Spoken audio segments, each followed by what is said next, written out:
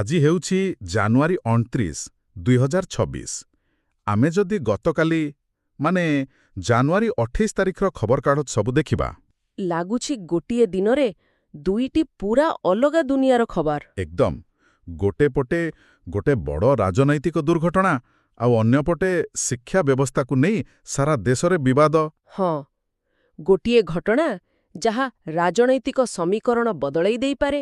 ଆଉ ଘଟଣାଟା ସାମାଜିକ ନ୍ୟାୟ ଉପରେ ଗୋଟେ ବଡ଼ ପ୍ରଶ୍ନ ଛିଡ଼ା କରୁଛି। ତେବେ ଆସନ୍ତୁ ଏହି ଦୁଇଟି ଘଟଣାକୁ ଟିକେ ଗଭୀର ଭାବରେ ଦେଖିବା। ନିଶ୍ଚୟ।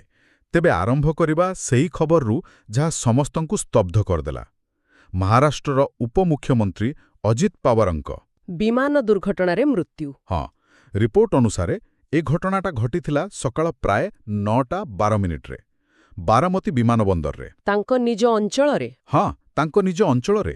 ତାଙ୍କର ଯୋଉ ବ୍ୟବସାୟିକ ଜେଟ୍ ଥିଲା ସେଇଟା ଦ୍ୱିତୀୟ ଥର ଅବତରଣ କରିବାକୁ ଚେଷ୍ଟା କରୁଥିଲା। ଆଉ ସେତିକିବେଳେ ରନୱେରୁ ଖସିଗଲା। ଖସିଯାଇ ସାଙ୍ଗେ ସାଙ୍ଗେ ନିଆଁ ଲାଗିଗଲା। ଏଠି ଗୋଟେ କଥା ବୁଝିବାକୁ ହେବ, ଅଜିତ ପାୱାର କେବଳ ଜଣେ ଉପମୁଖ୍ୟମନ୍ତ୍ରୀ ନଥିଲେ। କେତେ କଣ କୁହାଯାଇଛି। ଆଉ ସବୁଠୁ ବଡ଼ କଥା ହେଲା ପାୱାର ବ୍ରୋକର। Power broker.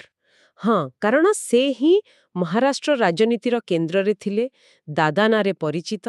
ତାଙ୍କର ଏମିତି ହଠାତ୍ ଚାଲିଯିବା ମାନେ ମହାରାଷ୍ଟ୍ର ରାଜନୀତିରେ ଗୋଟେ ବଡ଼ ଶୂନ୍ୟସ୍ଥାନ ସୃଷ୍ଟି କରିଛି। ନିଶ୍ଚିତ ଭାବରେ। ରିପୋର୍ଟଗୁଡ଼ିକରେ କିଛି କଥା ବହୁତ ହୃଦୟ ବିଦାରକ, ଯେମିତିକି ଦୁର୍ଘଟଣା ଏତେ ଭୟଙ୍କର ଥିଲା ଯେ ତାଙ୍କ ମୃତଦେହ ଚିହ୍ନଟ କରିବା ମୁସ୍କିଲ ଥିଲା। ହଁ, ତାଙ୍କ ହାତଘଣ୍ଟା ଆଉ ପୋଷାକରୁ ତାଙ୍କ ଚିହ୍ନଟ କରାଗଲା। ବହୁତ ଦୁଃଖଦ। ତାଙ୍କ ସହିତ ଆଉ 4 ଜଣଙ୍କର ମଧ୍ୟ ମୃତ୍ୟୁ ହୋଇଛି। ତାଙ୍କ ପିଲେସୋ ବିଦୀପ ଯାଦବ ଆଉ କ୍ୟାବିନ୍ କ୍ରୁ ପିଙ୍କି ମାଲି ବି ଥିଲେ। ଆଚ୍ଛା। କିନ୍ତୁ ଗୋଟେ କଥା ମୋତେ ବହୁତ ଆଶ୍ଚର୍ଯ୍ୟ କରୁଛି ସେଇ ବିମାନ ବିଷୟରେ। କଣ ସେଇଟା? ଗୋଟେ ଖବରକାଗଜ ଲେଖିଛି ଯେ ଏଇ ଲେୟରଜେଟ୍ ବିମାନଟା 2023ରେ ମଧ୍ୟ ଥରେ ଦୁର୍ଘଟଣାଗ୍ରସ୍ତ ହୋଇଥିଲା। ହଁ, ତାମାନେ ଏହା କେବଳ ଏକ ଦୁର୍ଘଟଣା ନୁହେଁ, ଏହା ପଛରେ କିଛି ଅବହେଳା ଥାଇପାରେ। ସେଇ ପ୍ରଶ୍ନ କୋଉଠୁଛି? ଯଦି ଗୋଟେ ବିମାନର ଏମିତି ରେକର୍ଡ ଅଛି, ତାକୁ ଜଣେ ଭିଆଇପିଙ୍କ ପାଇଁ କେମିତି ବ୍ୟବହାର କରାଗଲା? ଏହା ସିଧାସଳଖ ସୁରକ୍ଷାମାନଙ୍କ ଉପରେ ପ୍ରଶ୍ନ ପଡ଼େ। ସେଥିପାଇଁ ତ ଏଏଆଇବି ମାନେ ଏୟାର ଆକ୍ସିଡେଣ୍ଟ ଇନଭେଷ୍ଟିଗେସନ ବ୍ୟୁରୋକୁ ତଦନ୍ତଭାର ଦିଆଯାଇଛି। ସେମାନେ ନିରପେକ୍ଷ ତଦନ୍ତ କରିବେ। ଠିକ୍, ତଦନ୍ତ ତ ଚାଲିବ, କିନ୍ତୁ ରାଜନୈତିକ ପ୍ରଭାବ ତ ସଙ୍ଗେ ସଙ୍ଗେ ଦେଖାଗଲାଣି। ଯେମିତିକି ମହାରାଷ୍ଟ୍ରରେ 3 ଦିନିଆ ରାଜ୍ୟ ଶୋକ। ଆଉ ଲୋକମାନେ ଆଜି ଜାନୁଆରୀ 29ରେ ସ୍କୁଲ କଲେଜ ବନ୍ଦ ରହିବ କି ନାହିଁ ସେ ନେଇ ଦ୍ୱନ୍ଦ୍ୱରେ ଥିଲେ। ଏଥିରୁ ତାଙ୍କର ଗୁରୁତ୍ୱ ଜଣାପଡ଼ୁଛି। କିନ୍ତୁ ପ୍ରକୃତ ପ୍ରଶ୍ନ ହେଲା, ଏହି ଯୋଉ ଶୂନ୍ୟସ୍ଥାନ କଥା ଆମେ କହୁଛୁ ତାହା ଏନ୍ସିପି ଦଳକୁ କେମିତି ପ୍ରଭାବିତ କରିବ? ଏଇଟା ବହୁତ ଗୁରୁତ୍ୱପୂର୍ଣ୍ଣ ପ୍ରଶ୍ନ। ଦେଖନ୍ତୁ, ଅଜିତ ପାୱାର କେବଳ ଶରଦ ପାୱାରଙ୍କ ପୁତୁରା ନଥିଲେ, ସେ ନିଜେ ଗୋଟେ ଶକ୍ତି କେନ୍ଦ୍ର ଥିଲେ। ଏକଦମ।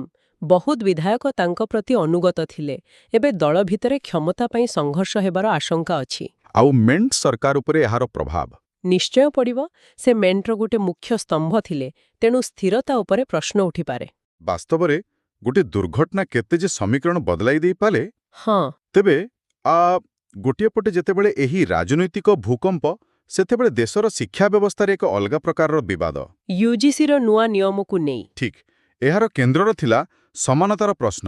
ହଁ, ଏଇଟା ହେଉଛି ୟୁଜିସିର ଇକ୍ୱିଟି ନିୟମାବଳୀ 2026। ଉଦ୍ଦେଶ୍ୟ ହେଉଛି ଉଚ୍ଚଶିକ୍ଷା ଅନୁଷ୍ଠାନରେ ଜାତିଗତ ଭେଦଭାବ ରୋକିବା। ଉଦ୍ଦେଶ୍ୟ ତ ଭଲ, ତାହେଲେ ବିବାଦ କେଉଁଠୁ ଆରମ୍ଭ ହେଲା? ବିବାଦ ଆରମ୍ଭ ହେଲା ଏହାର ଗୋଟିଏ ନିର୍ଦ୍ଦିଷ୍ଟ ବ୍ୟବସ୍ଥାକୁ ନେଇ। ସେ ବ୍ୟବସ୍ଥାଟା କ'ଣ? ମୁଁ ପଢ଼ିଥିଲି ଯେ ଏଥିରେ କେବଳ ଏସ୍ସି, ଏସ୍ଟି ଆଉ ଓବିସି ଛାତ୍ରଛାତ୍ରୀମାନେ ହିଁ ଅଭିଯୋଗ କରିପାରିବେ। ଠିକ୍ ସେଇଆ। ଏହାର ମାନେ ସାଧାରଣ ବର୍ଗର କେହି ଛାତ୍ର ଯଦି ଭେଦଭାବର ଶିକାର ହୁଅନ୍ତି, ତାଙ୍କ ପାଇଁ ଏ ନିୟମ ନୁହେଁ। ହଁ, ଆଉ ସେଇଟା ହିଁ ବିରୋଧର ମୂଳ କାରଣ। ବିରୋଧ କରୁଥିବା ଛାତ୍ର ସଂଗଠନମାନଙ୍କର ଯୁକ୍ତି ହେଲା, ଭେଦଭାବ ବିରୋଧୀ ଆଇନ ତ ସମସ୍ତଙ୍କ ପାଇଁ ସମାନ ହେବା ଦରକାର। ଠିକ୍ କଥା। ସେମାନେ କହୁଛନ୍ତି ଏହା ସମ୍ବିଧାନର ସମାନତା ଅଧିକାରର ଉଲ୍ଲଂଘନ। ଏହି ମାମଲା ଏବେ କେଉଁ ସ୍ତରରେ ଅଛି? ମୁଁ ଭାରତ ବନ୍ଦ କଥା ବି ଶୁଣୁଥିଲି। ହଁ, ପରିସ୍ଥିତି ଗମ୍ଭୀର।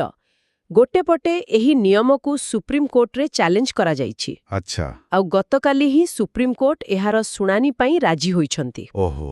ତା ସହିତ ସୋସିଆଲ ମିଡିଆରେ ଫେବୃଆରୀ 1 ତାରିଖରେ ଭାରତ ବନ୍ଦ ପାଇଁ ଆହ୍ୱାନ ଦିଆଯାଉଛି। ମାନେ ଛାତ୍ରଙ୍କ ମଧ୍ୟରେ ଅସନ୍ତୋଷ ବଢୁଛି। ବହୁତ ବଢୁଛି। କିନ୍ତୁ ଏ ନିୟମରେ ମିଥ୍ୟା ଅଭିଯୋଗ କଲେ ଜରିମାନାର ବ୍ୟବସ୍ଥା ବି ତ ଅଛି। ସରକାରଙ୍କର ଯୁକ୍ତି ହେଉଛି ଯେ ଏହା ଆଇନର ଦୁରୁପଯୋଗକୁ ରୋକିବ।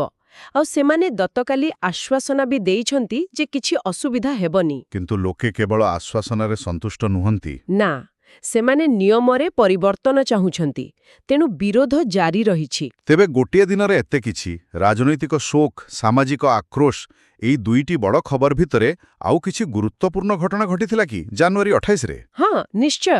ଆଉ ସେଗୁଡ଼ିକ ବି କିଛି କମ୍ ଗୁରୁତ୍ୱପୂର୍ଣ୍ଣ ନୁହେଁ। ଯେମିତିକି ଅର୍ଥନୀତି କ୍ଷେତ୍ରରେ ଗୋଟେ ବହୁତ ବଡ଼ ଘଟଣା।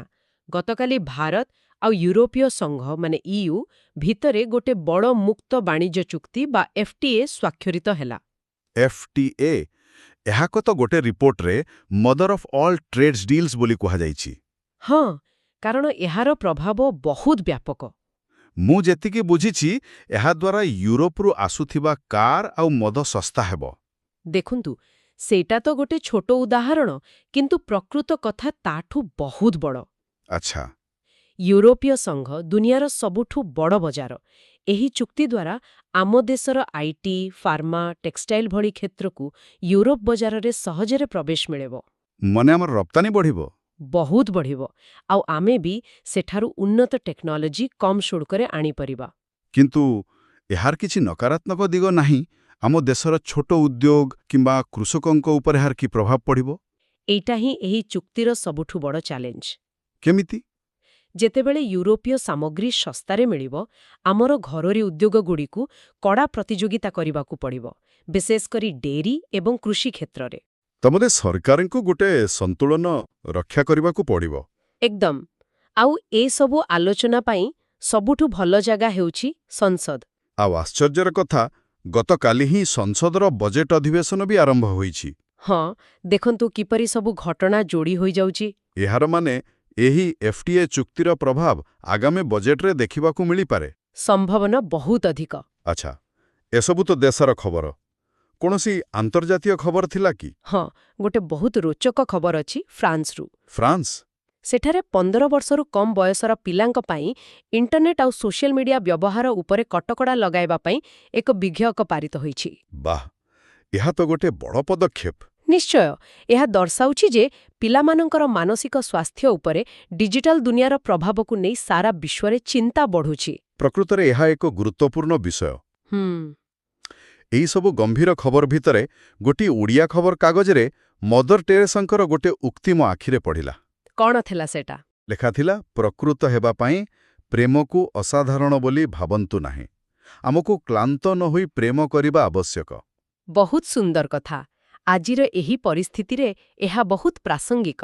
ଯେତେବେଳେ ଚାରିଆଡ଼େ ବିବାଦ ଓ ଦୁଃଖ, ସେତେବେଳେ ଏମିତି ଛୋଟ ଛୋଟ କଥା ହିଁ ଆମକୁ ବାନ୍ଧି ରଖେ। ଠିକ୍ କହିଲେ। ତେବେ ଏହି ସବୁକୁ ଏକାଠି ଦେଖିଲେ ଜାନୁଆରୀ 28, 2026 ଗୋଟେ ଅସାଧାରଣ ଦିନ ଥିଲା। ଏଥିରେ କୌଣସି ସନ୍ଦେହ ନାହିଁ। ଗୋଟିଏ ଦେଶ ଏକା ସାଙ୍ଗରେ ରାଜନୈତିକ କ୍ଷତି ପାଇଁ ଦୁଃଖ କରୁଥିଲା, ସାମାଜିକ ନ୍ୟାୟ ପାଇଁ ଲଢ଼ୁଥିଲା, ଆଉ ନିଜର ଆର୍ଥିକ ଭବିଷ୍ୟତ ପାଇଁ ଦୁନିଆ ସହ ହାତ ମିଳାଉଥିଲା।